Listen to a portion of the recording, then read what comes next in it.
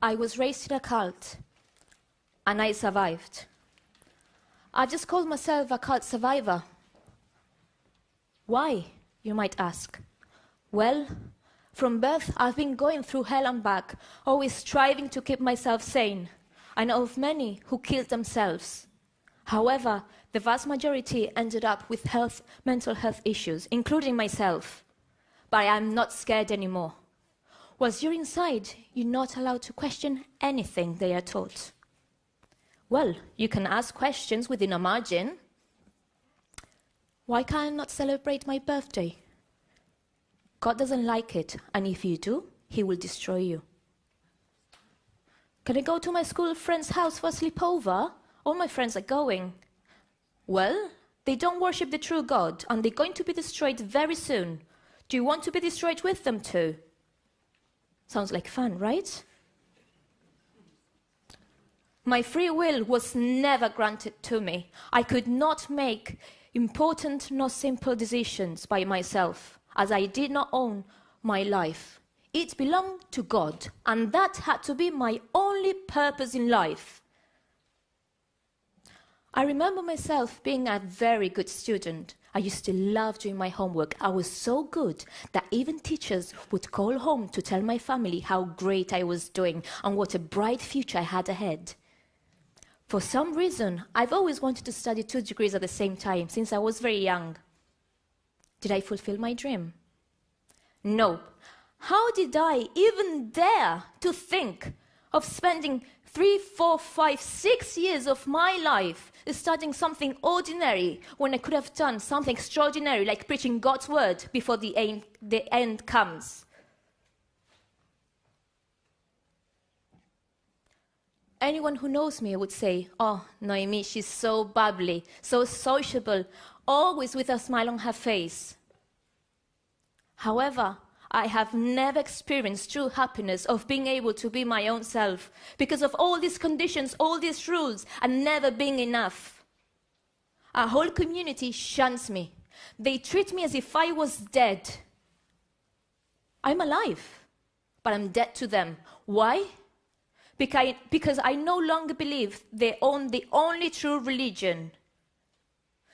The people who were like family to me, people who I grew up with, the only people I was allowed to have a relationship with, they treat me as if I was dead whilst I'm still alive.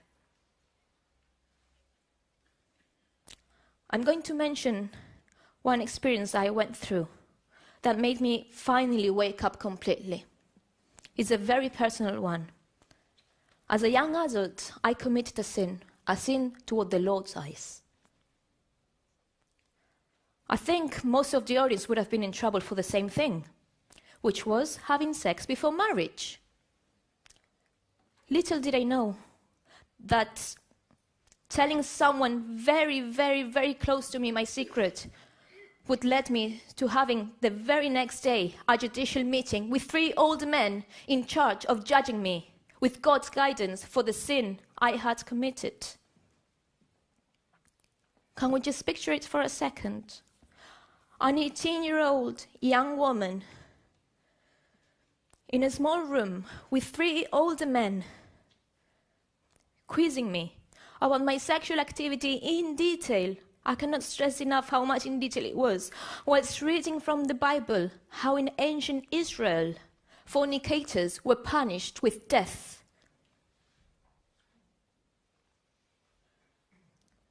Are you repentant? Of course, I don't want to be defellowshipped. I don't want to be checked out. Just the thought of being defellowshipped, losing everything and everyone that I knew, that terrified me. Lucky enough, I wasn't defellowshipped. I was only censored, just not allowed to take part in certain parts of the worship. Needless to say, that the meeting was meant to have been kept secret. But guess what? It was not. Everybody knew about it at the following meeting. Everybody was avoiding me. They did not want to be seen with me because I was dirty, because I was disgusting to God's eyes. How devastating was that? To be treated like dead was I was still inside of the cult.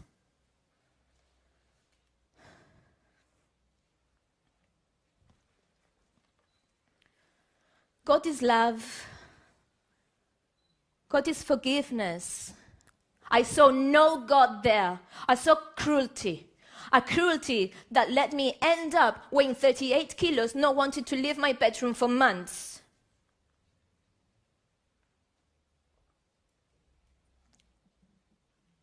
But I left. I moved out. It took a lot of courage, but I did it. I learned that I am the only one in charge of my life, and nobody will ever judge me for that again. However, why do I say that escaping is not setting me free? Guilt, doctrine, fear, powerlessness, insecurity, anger, and the list goes on. All these things, I have a constant battle to get rid of them. I am scared of having close friends because I might let them down. That terrifies me. I feel powerless over my loved ones who are still trapped, and I cannot even bring up the subject to them. I might actually lose them after this speech. I feel lonely because of this conditional love I was raised with, and never being able to be part of anything or fit in. I have asked for help before, and I'm very proud of that.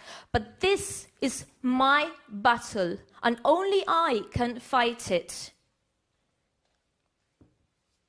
I can count with the fingers of one of my hands how many people knew about my past. Just the thought of people knowing about it and judging me for it would have literally killed me. It's taken me almost 12 years to have the courage and speak up. But I am free now. Thank you for my closure.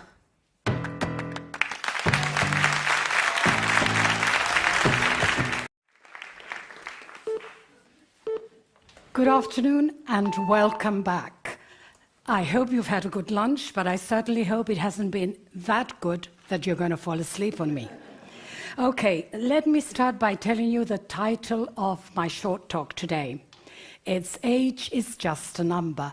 And why do I want to talk to you about this? Because I entirely believe that this is so, that we should not in any way be conditioned by our age.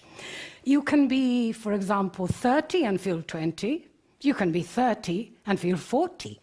It doesn't matter. Shakespeare did say once, many years ago, that the world is a stage and that every man and woman merely players. So why we are in the world, why can't we act the age we feel? And now that is the question, to be or not to be your age. Now, within our community, we have a fair amount of people that we know, but in general, we know who's who. We know what they look like, sometimes we even know where they work, but one thing that we tend to also know is how old they are. And do you know why that is? Because they've either been to school with you, or they've been to school with your father, or with your sister, or even your next door neighbor. So you have an idea of their age. And is that good? No, it isn't. You know, because when people know your age, they expect you to act it, and you don't have to. People, when you get to a certain age, expect you to act that you are retired. Really? No, thank you. Age is mind over matter. And the definition of mind over matter is to be able to control your physical condition by using your mind, and therefore having the ability to keep on going. Now, when I was 52 years old, and after having divorced a 28-year-old marriage. I wanted to get away. I wanted to leave. It was a traumatic moment in my life, and I didn't want to stay here. I wanted to go away. Age didn't bother me, but it bothered other people. They, colleagues and some acquaintances, would turn around and tell me, "What, you're going to go away at your age?" And the emphasis was on your age.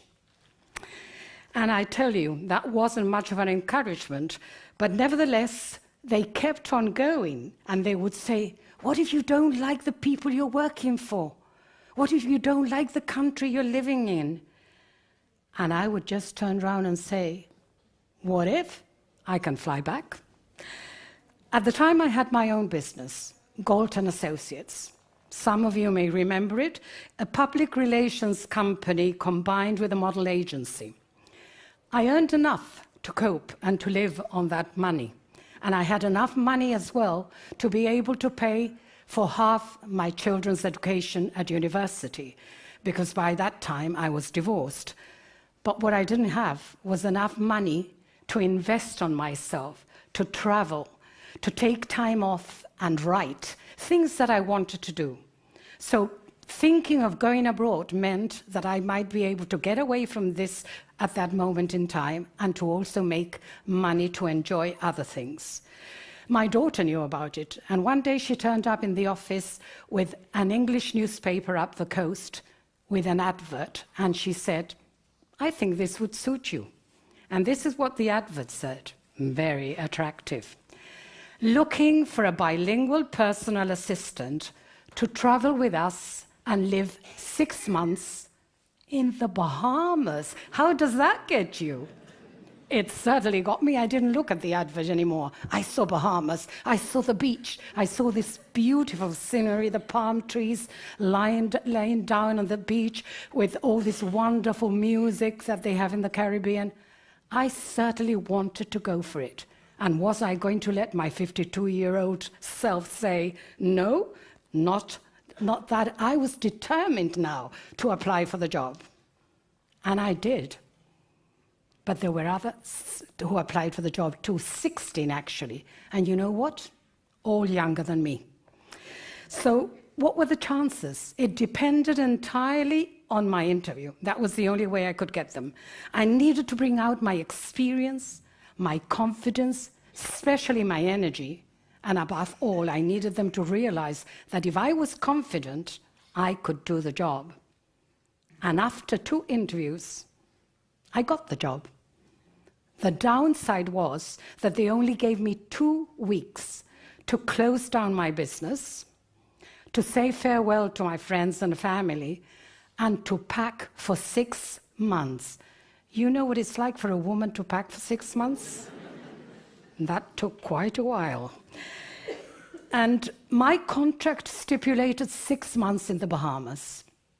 And I went, and I stayed 8 years. Now, if your mathematics is good enough, I left when I was 52. When I finished, how old was I? I was 60. And what does one think when you get to 60? Retirement age. And the answer is, no way, Jose. The experience in this job was invaluable. I was 60 and I was enjoying my life. I was meeting new people, I was learning new cultures, I was traveling all over the United States at someone else's expense. Now, that's not bad for a supposedly retired person. So this just shows you that it's never too late to do things. And from there, it didn't stop. I left and went to Monaco with the same company. And I stayed until I was 69 years old. And I loved it. The experience, again, was great. But there was a downside. I had to speak French. Now, my French, I'm not going to say it was atrocious, but nearly. But my French was very basic. I could only remember French that I'd studied at school. Was I going to be able to cope? But if my age hadn't stopped me, this wasn't going to stop me now. So off I went, and with my basic French, on the job, I started learning more French, and I managed to cope. And it was no mean feat at 69, I tell you. Well, I'm happy to prove to you that retirement does not stop you from being active. It's just what somebody else stipulates. In the last decades, we've been told you retire at 60. Then it was 65. And if I'm right, I think it's 67 now. So what does the word retired mean? It means that we should withdraw from an active working life. Excuse me? Someone is going to tell me when I have to stop working, or when I have to do things. No way. And again, I say, Jose. That person that's telling you that could be somebody close to you. And they could be negative. They're worrying about you, but they could also be negative. And also, it could be somebody who's your age. Y está hecho polvo. And they look at you and they think that you are hecho polvo también, but you're not. We're all individuals, and we mustn't let anybody assume how we each feel. Each and every one of us has the ability to age in their minds, because age is mind over matter. We only live one life. So you have to enjoy it. You have to live it. If you're alive, what do you want to be alive for if you're not enjoying every single day and doing new things and challenges and reaching different goals? Don't stop yourself. If you're here and you're alive, you have the chance to do all that. You could look back and say, I'm going to do things that I've done in the past because I like them, or I'm not going to do those things because I didn't like them, because that's how you learn. Yes, I do know. I do know that all that glitters is not gold. And at the time that I was in the Bahamas, I was diagnosed with breast cancer.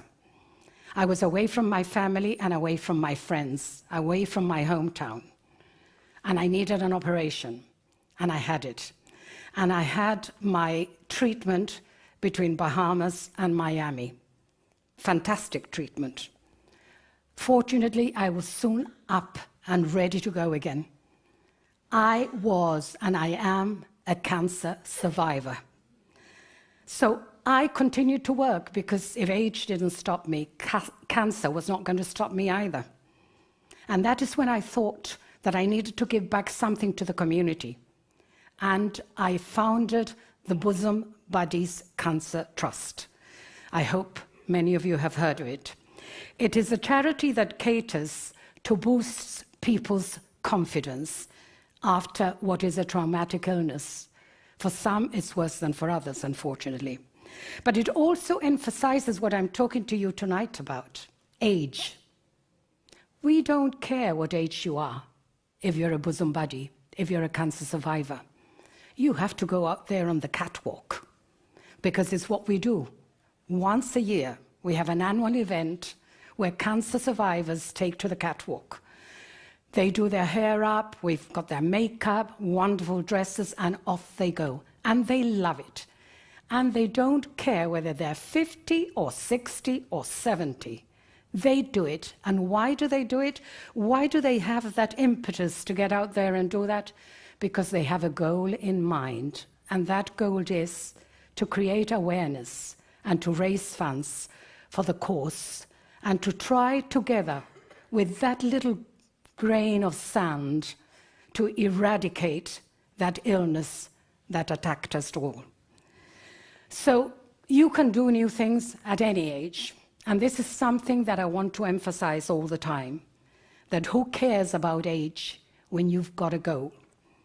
What I'm telling you today is my personal experience, but I'm sure that many of you already have done that. Some of you are probably doing it now. And those of you who are younger are bound to do it later. But remember, it is your prerogative. But if you are alive, live. One thing never to forget is age is mind over matter. And if you don't mind, it doesn't matter. Thank you very much.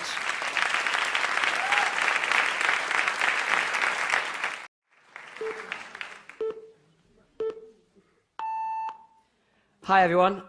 Thank you, Julian, for the very generous introduction. It's a pleasure to be here, even if somewhat nerve-wracking. There's rather a lot of you.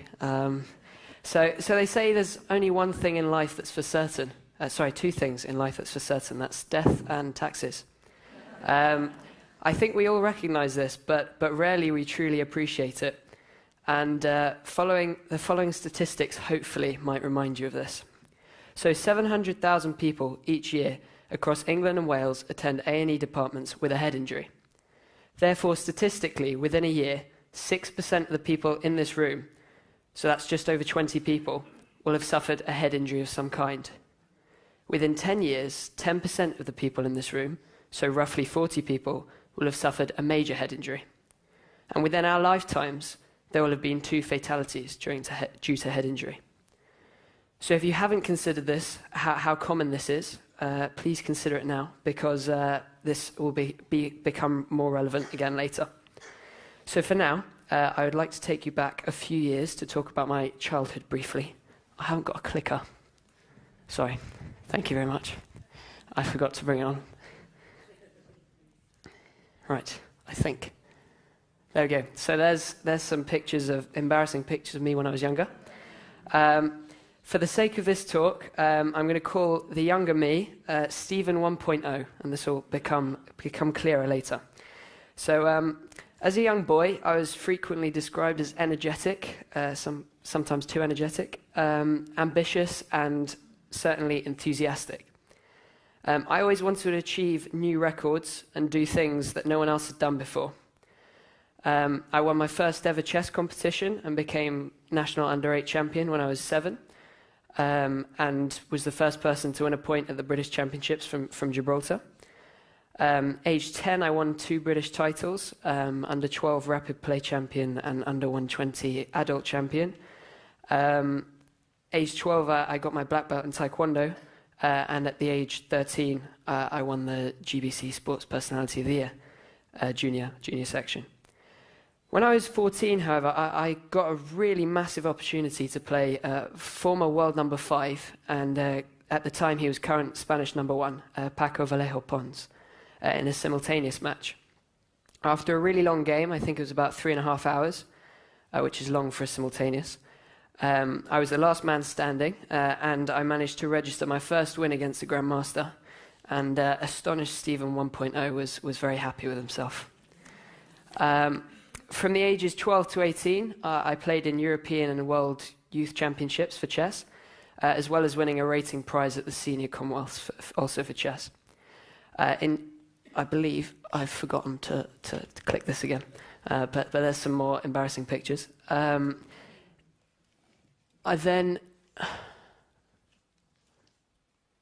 we go. Right.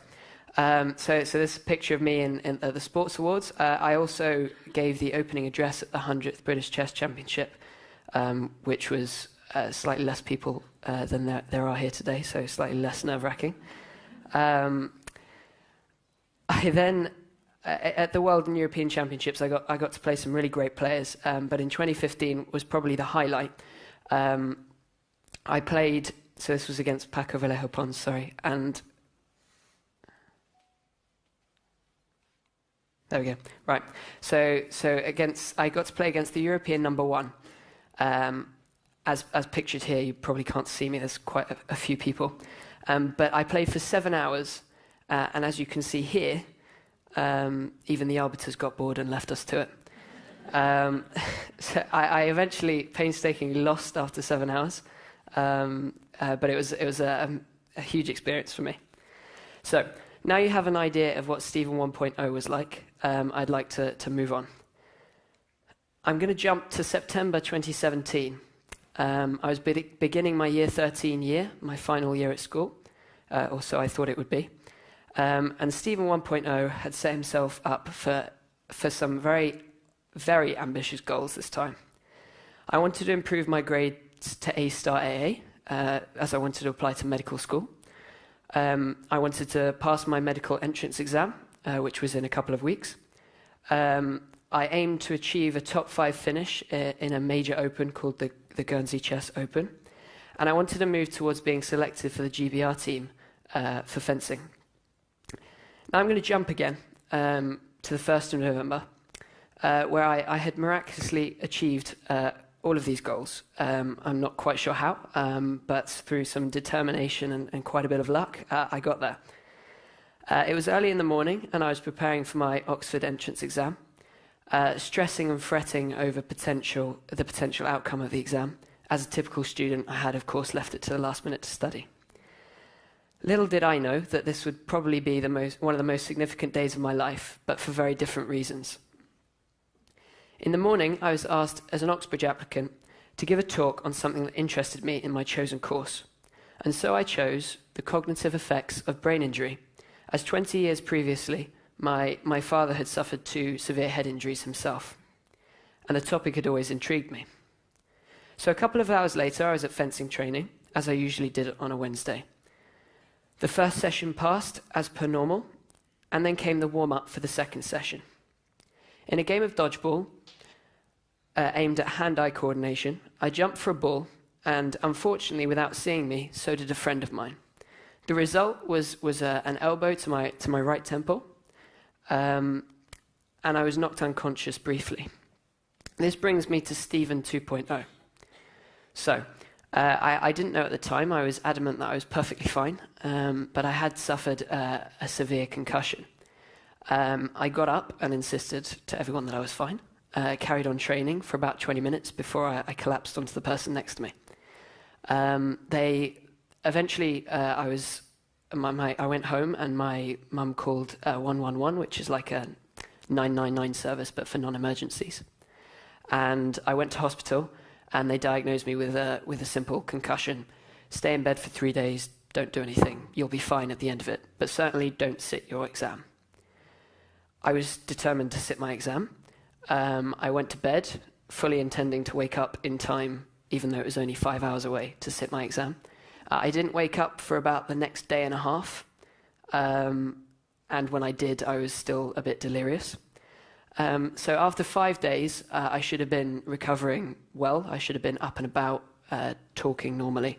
But on the 5th day, when my mum went to wake me up, I still wasn't speaking properly. I didn't know where I was. At one point, I told her to leave me alone because I was 40 and had 3 children. So I wasn't really with it, one could say. And I was sent to hospital again when they ran tests, and I was later diagnosed with something called post-concussion syndrome. Now, post-concussion syndrome is very unknown to the medical world, as in it's known, but it's not very well understood. So they say that it could take between 6 months and 2 years to recuperate, which is obviously quite a big window. I'm currently 1 year and 3 months in, and still experience problems. So I was going to kind of briefly go through that. But before I do, just to kind of recap, in that moment, although I hadn't realised it, I lost the chance to sit my exams that year. I was unable to play competitive chess for a full year, and fencing took me a long time to get back to. In the words of John Lennon, life is something that happens when you're busy making plans. So, post-concussion syndrome. There we go. Right, so there are 3 main areas, physical, emotional, and behavioural, and cognitive. And there's about 20 symptoms that are associated with post-concussion syndrome for every one of these. But just some of them for me were headaches. Headaches. I had light and noise sensitivity. I couldn't balance properly as well. I had severe problems with walking for the first, say, month. Cognitively, I had concentration problems, which was something very new to me as a chess player from a young age. I had issues with processing information. I couldn't find words properly. I had diminished mental and physical perception. Emotionally and behaviorally, I became very irritable and anxious all the time. Had small bouts of depression and sudden outbursts of emotion that were kind of unexplainable.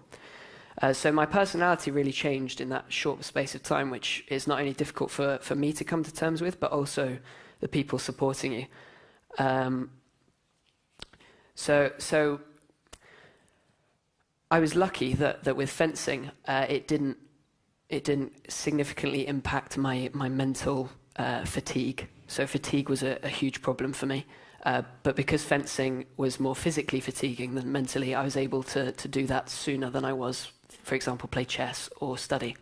So I really used fencing as a way to recuperate. Okay, just before I get to that, I'd like to run a brief experiment on you all. So I'm going to show a sentence. I'd like to kind of show you how word-finding difficulties can affect someone. Okay, so here's a sentence. There's a sentence. Okay, now in a second, one of these words is going to come up highlighted in red. Okay, and I'd like you all to try and think. I'm not going to ask you, but I'd like you all to try and think of an alternative word to this word when I press this button. Okay, so a few of you would have very quickly come up with maybe the word boxers or something, which can very easily be substituted into a sentence whilst you're talking. What colour is my underwear? Oh no, I can't think of the word underwear. I'll say boxers. That's fine. Now, here's another sentence. I'm going to do the same thing, and I think you may or may not struggle a little bit more, but please could you put your hand up if you feel brave enough to volunteer an alternative? Okay, fine. Yeah, okay, thank you. So I would say that took about 10 seconds. Now I'm going to try that. This is 2. I'm going to skip the rest of the 5 seconds because it becomes awkward. Now try having a conversation when all the time you're coming up with words like these and you can't express yourself. That's kind of how a conversation goes with someone with post-concussion syndrome, at least for me it did for the first 2 or 3 months. And even now sometimes I find it difficult. So back to fencing. This really helped me. I don't know why that's there. There we go. Okay, fencing. Having a focus really helped as well because it felt like I kind of had control of at least some part of my life. I trained very hard until I left school at the end of the year. I wasn't able to sit my exams because I still wasn't well enough to achieve any kind of a grade that was close to what I was predicted. And along came the summer, and with it came the Commonwealth Fencing Championships. I arrived early to the event and watched some of my friends compete in the other sections. But unfortunately, 36 hours before my event, I got food poisoning. I was in bed until the hour of my competition and somehow managed to haul myself to the arena and fence. With breaks in between hits because I was still quite ill and a huge amount of determination and quite a lot of water, I managed to win my first international fight, as this was my first international competition, and give a relatively average international performance. I imagine most people would have been quite satisfied with this. I probably should have been.